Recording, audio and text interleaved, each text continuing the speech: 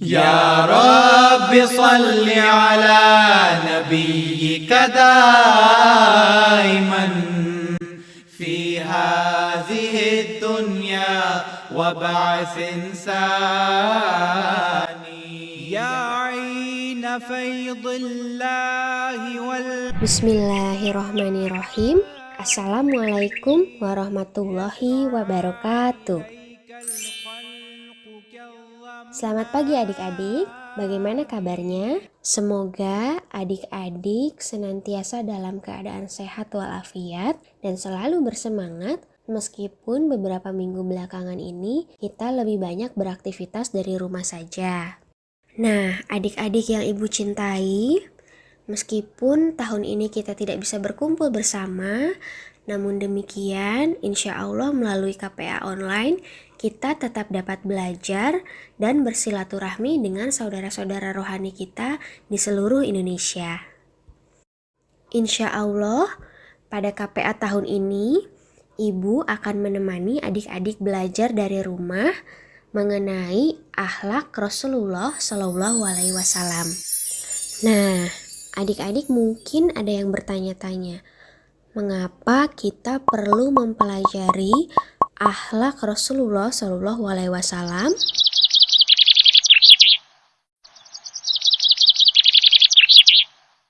Selama hidupnya, Rasulullah Shallallahu Alaihi Wasallam senantiasa menunjukkan akhlak yang begitu tinggi, sampai-sampai tidak hanya kawan, tetapi juga lawan mengakui bagaimana beliau begitu menjunjung tinggi budi pekerti yang sangat luhur. Istri, keluarga, para sahabat, bahkan rakyat Arab pada saat itu mengakui bagaimana Nabi Muhammad SAW senantiasa menunjukkan teladan yang sangat baik untuk orang-orang di sekitarnya.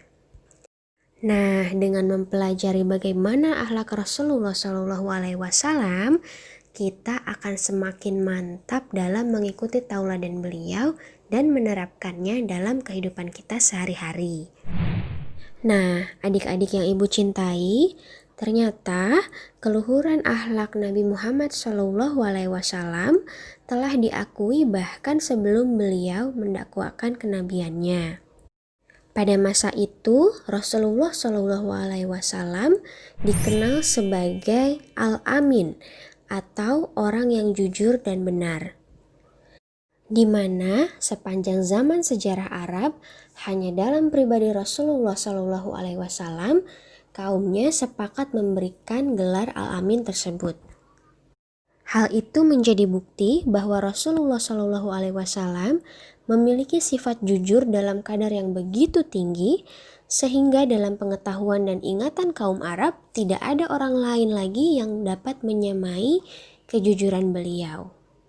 Nah, begitu juga ketika beliau telah ditunjuk menjadi seorang nabi, keluhuran nilai-nilai akhlak Nabi Muhammad SAW semakin diakui oleh sahabat dan rakyat Arab pada umumnya. Mengenai kejujuran, Allah Subhanahu wa Ta'ala berfirman dalam surat Al-Hajj ayat 31 yang artinya, jauhilah kenajisan berhala dan jauhilah ucapan-ucapan dusta. Nah, adik-adik yang ibu cintai, jelas sekali bahwa Allah Subhanahu wa Ta'ala mengharuskan kita menjaga diri dari ucapan-ucapan dusta. Artinya, apa yang dicontohkan oleh Nabi Muhammad SAW adalah tauladan yang harus kita laksanakan dalam kehidupan sehari-hari. Terlebih lagi sebagai putra-putri Ahmadi, kita wajib menjunjung tinggi kejujuran dimanapun kita berada. Sekarang, bisakah adik-adik memberikan contoh bagaimana kita harus bersikap jujur dalam kehidupan sehari-hari? Tulis, lalu diskusikan pengalaman kalian dengan teman-teman dalam satu hizib dan kakak mentor kalian ya. Baiklah adik-adik, selanjutnya Ibu juga akan menceritakan bagaimana Rasulullah SAW begitu mengutamakan kebersihan. Rasulullah SAW tidak hanya mengutamakan kebersihan badan, namun beliau juga sangat menjaga kebersihan dan kesucian pikiran beliau, serta kebersihan tempat-tempat ibadah atau masjid dan tempat-tempat umum lainnya.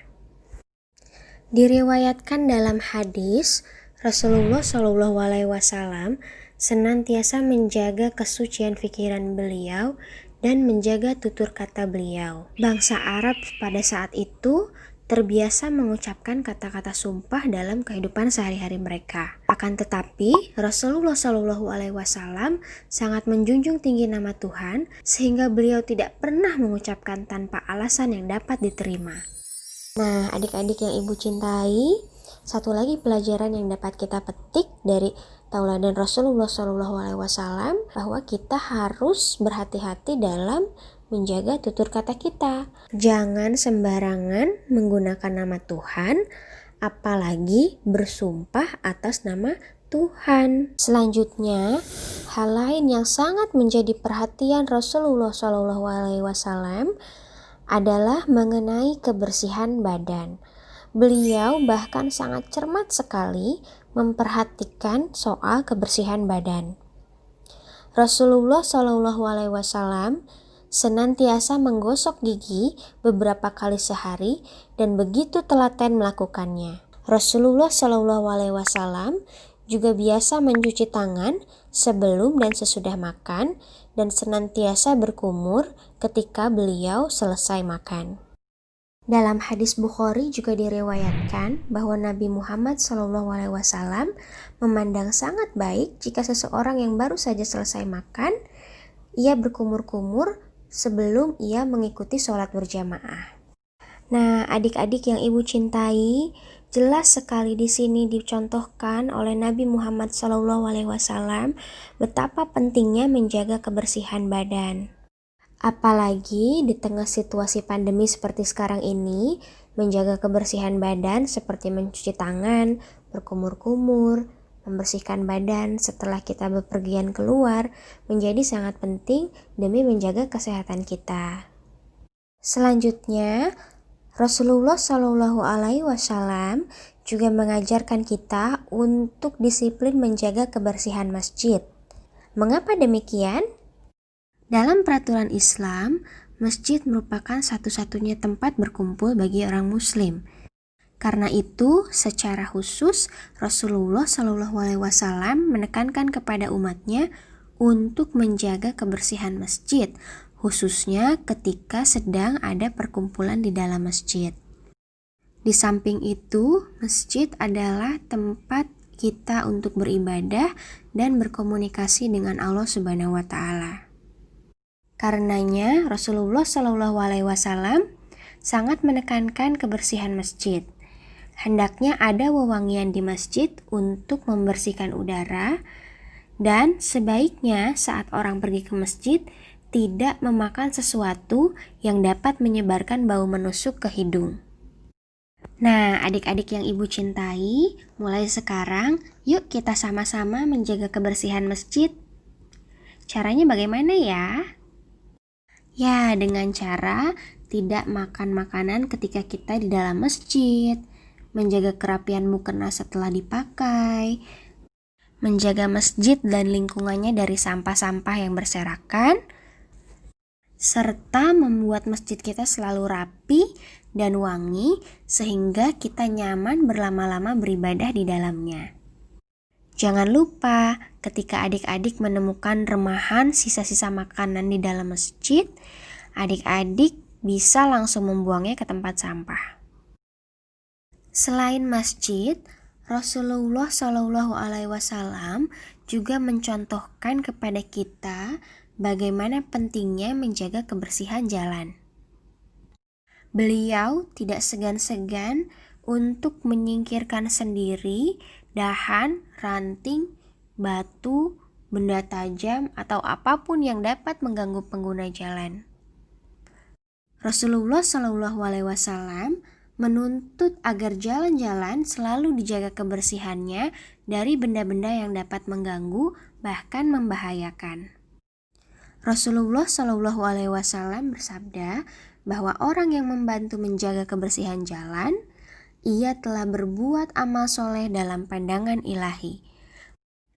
Masya Allah ya, adik-adik, bertambah lagi ladang kebaikan yang dapat kita kerjakan. Nah, adik-adik yang ibu cintai, sedikit demi sedikit kita semakin dapat membayangkan bagaimana Rasulullah SAW menjadi suri tauladan bagi kita semua. Sikap beliau menunjukkan bahwa beliau memiliki kepedulian yang amat tinggi untuk menjaga kenyamanan dan keamanan masyarakat umum. Selain itu, Rasulullah SAW juga memerintahkan supaya lalu lintas umum tidak boleh untuk mengganggu yang lain. Misalkan, tidak boleh dikotori atau tidak boleh dilempari oleh benda najis. Mengapa?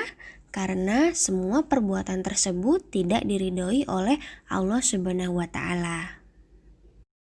Beliau juga sangat memandang penting agar persediaan air bagi masyarakat umum senantiasa terjaga kebersihan dan kemurniannya.